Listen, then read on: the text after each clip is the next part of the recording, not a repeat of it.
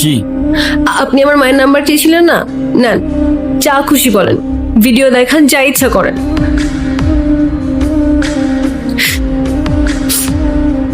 হ্যাঁ রে বল। Hello aunty, আসসালামু আলাইকুম। ওয়ালাইকুম সালাম।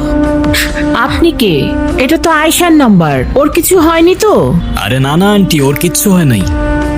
আন্টি, আয়শার ব্যাপারে আপনাকে কিছু কথা বলার জন্য কল দিলাম। হ্যাঁ বলো। আন্টি, আপনার মেয়ে তো অসাধারণ একজন মানুষ। আমি ওর ক্যাম্পাসেরই ফ্রেন্ড। ক্যাম্পাসের সব টিচাররাই ওকে অনেক ভালোবাসে। ক্যাম্পাসে ওর মতো আরেকটা মেয়েও নেই। তাই ভাবলাম যে মেয়ে এত ভালো, তার মা না যেন কত ভালো মনের মানুষ। তাই ওকে বললাম আপনার সাথে একটু কথা বলার সুযোগ করে দিতে। ও মা, তাই নাকি? Thank you. তুমি তো খুব সুন্দর করে কথা বলো। শুনো, তুমি আয়শার সাথে আমাদের বাসা আসবা, কিন্তু তোমার কিন্তু দাওয়াত রইলো। ঠিক আছে আন্টি, আসবো ইনশাল্লাহ। ভালো থাকবেন আপনি। আল্লাহ হাফেজ। কথা বলো। হ্যাঁ মা। হ্যাঁ রে, ছেলেটা কে? দেখতে কি অনেক সুন্দর, হ্যান্ডসাম নাকি খুব? কি মা, তুমি আবার কি শুরু করলা? আরে বল না। দূর মা, আমি এত কিছু বলতে পারবো না। আমার বাসায় আসতে সন্ধ্যা হবে, বাই। আপনি আমার মাকে কিছু বললেন না কেন? সে তো আমি এমনিও বলতাম না। তুমি তো লিটারেলি কান্না করছিলে। আমি তো নিজেও বুঝতে পারিনি তুমি এতটা ভয় পেয়ে যাবে। তুমি তো জানো তুমি ভুল না, রাইট? বলো, রাইট অর রং? রাইট। তো তুমি নিজে যখন জানো তুমি রাইট, তোমায় যে যতই ব্ল্যাকমেল করুক না কেন, দুনিয়ার কাউকে তোমার ভয় করার প্রয়োজন নেই। কি বুঝছো? জি বুঝছি স্যার। কি বুঝছো?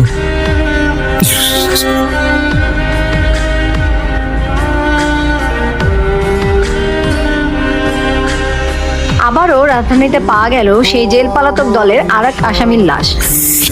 এখন পর্যন্ত তাদের কোনো পরিচয় পাওয়া যায়নি, পুলিশ জানিয়েছে।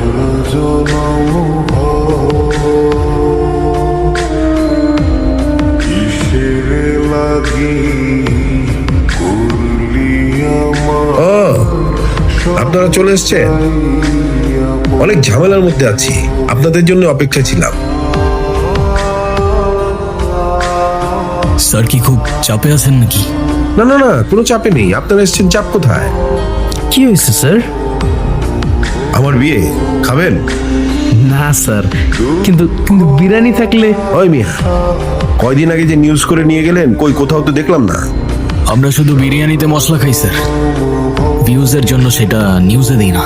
তাই যারা সত্য দেখতে চায় না কিংবা জানতে চায় না, তাদের পর্যন্ত আমাদের নিউজটা ঠিক পৌঁছায় না স্যার। মানে কি? মানে ভাই বলতে চাইছে আমাদের নিউজের রিচটা একটু ডাউন স্যার। সুমিত ক্যামেরা। এই, ওর বডিতে কি কি পাওয়া যায় দেখো, আর পোস্টমর্টমের ব্যবস্থা করো। কি হচ্ছে এই দেশের অবস্থা? যেখানে ক্রিমিনালসরাই সেফ না, সেখানে আপনার আমার মতো সাধারণ মানুষের নিরাপত্তা কোথায়? একটার পর একটা লাশ পাওয়া যাচ্ছে। আমরা জানতে চাই পুলিশ আমাদের কি বলতে চায়। Sir, excuse me sir.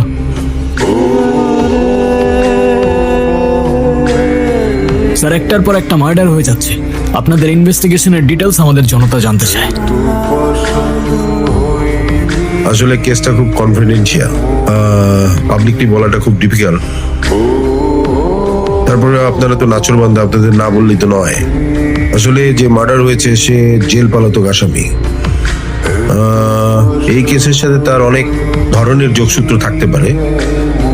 আর আগে যে মার্ডারটা হয়েছে সেই মার্ডারের সাথে এই মার্ডারের কোথাও না কোথাও মিল আছে।